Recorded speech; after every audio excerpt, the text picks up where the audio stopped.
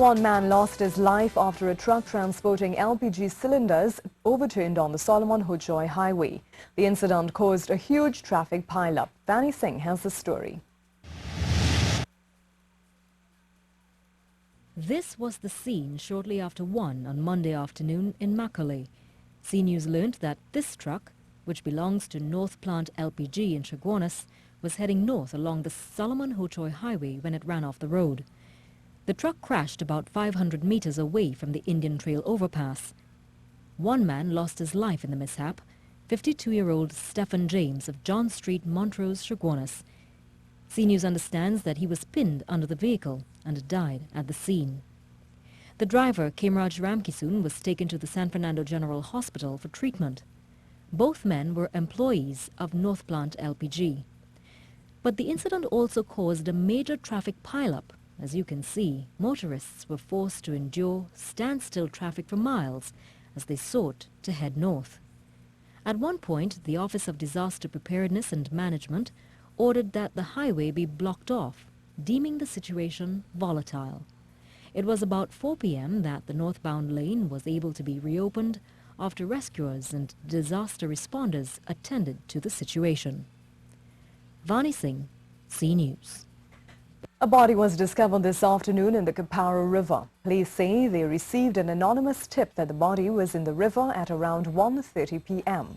The male body was spotted about a mile east of the main road, stuck in a bamboo patch. However, rising waters and the river current caused it to float away before officers could retrieve it. As such, a Viper 1 helicopter and the fire services search and rescue team had to be dispatched. Superintendent Johnny Abraham, who was at the scene, gave a description of the body, but he said it was difficult to identify the man. So far, we have no idea anybody. As you can see, the body was bareback and clad in a black long pants and a black sneakers. It looked as though clothing and the boots appear to be someone of a security officer, but we cannot see. Looking at the complexion of the individual in the deceased, to me it could be somebody of Spanish descent, but I'm not quite sure, so I don't want to jump to any conclusion until we have to check something. He wants the public's help in identifying the body. I'm calling on all members of the public to assist us if they have any missing person over the last 72 hours to come forward to call the Chaguanas station at 665-3894 or 665-5271 or contact any at the branch of the Trinidad and Tobago Police Service so that they can give us the necessary information. So glad you can join us. Welcome to the C Sport Report, where life has its ups and downs, and so too does sport, as the Soca Warriors returned home today as disappointed bunch, as John Michael Williams was an unlikely villain as the TNT captain's goalkeeping error in extra time gifted the Cubans their first ever Caribbean Cup title with a 1-0 victory over TNT at the Sir Vivian Richards ground in Antigua. Well, earlier both teams remained unseparated after 90 minutes of largely unentertaining football as the Soca Warriors chased their record 9th Caribbean Cup title. Not many had expected this Warriors team to advance out of the group stage, far less to the finals, where a victory would give them a record 9th Caribbean Football Union title. And the impossible dream almost morphed into a dream start when Carlisle Mitchell's header fooled the keeper, but not the crossbar.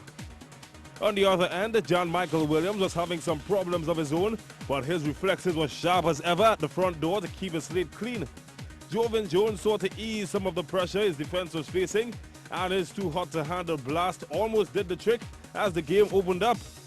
The Cubans, however, dominated possession for marathon spells. Watch as this 10-pass move ends with John Michael Williams being called into service, and Aubrey David would clean up after the spill. The second period would see TNT stir things up a bit. Here's Keon Edwards forcing the keeper to reveal his Superman identity to keep his team in the match. More drama at the other end as the Cubans are awarded a penalty, but Jamie Valencia's rugby conversion doesn't count as the scores remained level at the hour mark. Devon Jostling had the TNT fans jumping to their feet momentarily before this goal was ruled offside.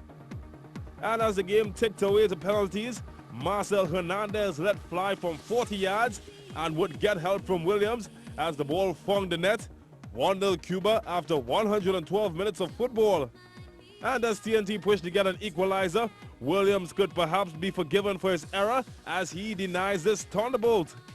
it didn't matter if it went in or not, as the final whistle soon sounded, declaring Cuba the 2012 champions as TNT settled for runners-up position, Cuba clinching their maiden Caribbean Cup title.